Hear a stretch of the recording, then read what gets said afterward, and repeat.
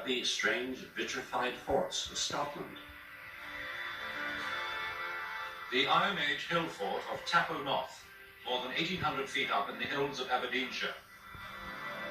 Ian Ralston is one of countless archaeologists who have climbed to this cold summit, seeking to explain why the fort's high walls are built not of loose stones, but strangely of melted rock. Rock that will melt only at furnace heat, more than 1,000 degrees centigrade. It's absolutely solid. In places one can kick it, it won't disintegrate. It's as if it's cemented together. In fact, what appears to have happened is that at some stage, presumably with great heat, the rocks have melted, or at least partly melted. And here, for example, you can see one bit where the rock has gone really glassy. It's been absolutely molten here at some stage. One fort where the walls have vitrified or turned to a kind of glass would be strange enough. But Tappo North is one of at least 50 scattered throughout Scotland, and no one has yet managed to explain whether the rock walls, sometimes hundreds of feet long, were melted accidentally, perhaps in battle, or whether the fort builders used some technique now lost to strengthen the walls by welding the rock together. Ian Ralston, in an ambitious attempt to crack the mystery, decided to build his own Iron Age fort. The idea here is that we hope to reconstruct what one of these walls looked like before it was vitrified. We know that these walls must contain considerable quantities of large timber beams. These have been recorded, and sometimes they also turn up on the forts that have been vitrified. Professional dry stone wallers toiled for days to build the wall of rocks laced with timber. For the wall itself to catch fire, tons of loose timber must have been stacked against the face.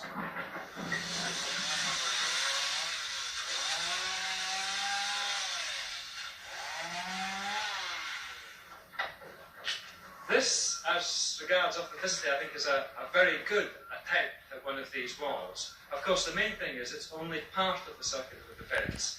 We've only built something like 6 or 8 metres in length, so it's a part model, but that part, I think, is fairly accurate.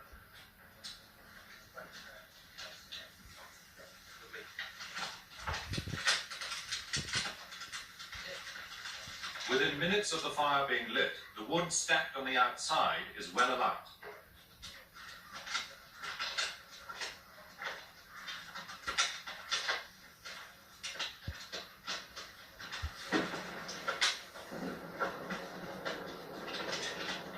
Within an hour, the framework of wooden beams has caught fire, carrying the flames to the heart of the wall. It is here in the centre that enough heat may build up to melt the stones. Outside, they are already beginning to crack.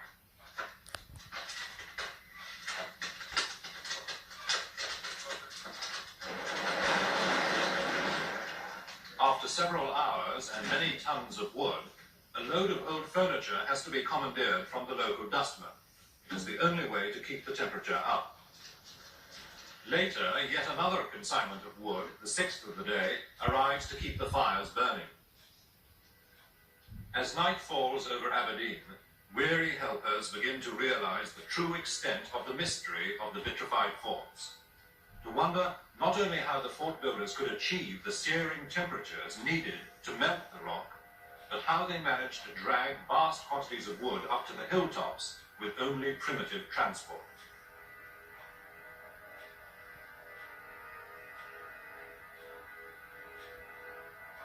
The morning after, and deep inside the wall, the fort is still burning.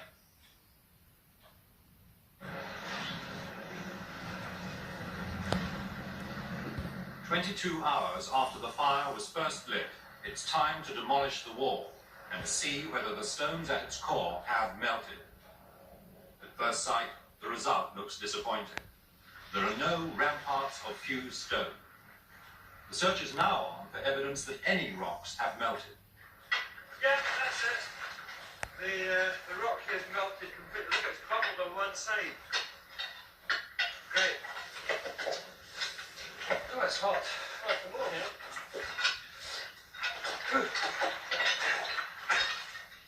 We've been able to show that at least a very small quantity, in the case of this wall, of the rock has indeed melted and then re-solidified.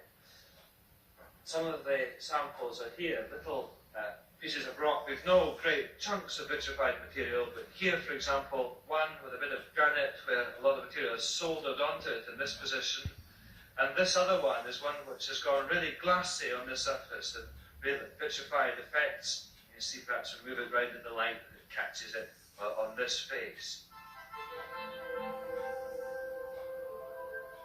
But the mystery of Tapo Knot and the other vitrified forts of Scotland has survived the experiments of the modern archaeologists. For all their expertise and the tons of wood they burnt, the 20th century fort builders produced only a handful of melted rock and no real answers.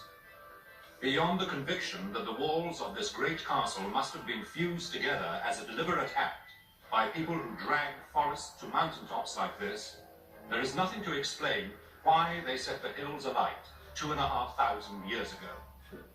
This experiment suggests it would have taken half the trees in Scotland to vitrify all the forts. So it only deepened the mystery. I'd say one step.